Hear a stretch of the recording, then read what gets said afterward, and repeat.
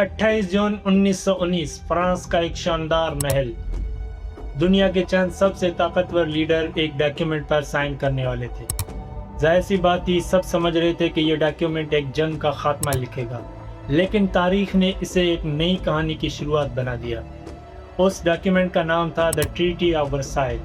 First World War ختم ہو چکی تھی، جرمنی ہار چکا تھا اور اب جیتنے والے ملکوں نے اس کے لیے شرائط طے کی.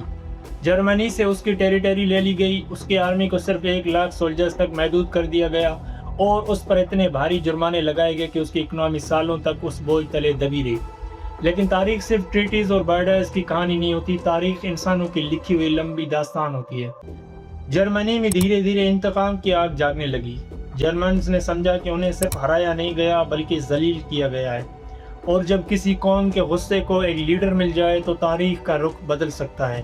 ایسا ہی ہوا. 1933 میں ایک آدمی اقتدار میں آتا ہے، ایڈولف ہٹلر. اس نے اسی آگ کو اپنی سیاست کی بنیاد بنا دیا اور صرف چند سال بعد دنیا ایک اور تباہ کن جنگ میں اتر چکی تھی.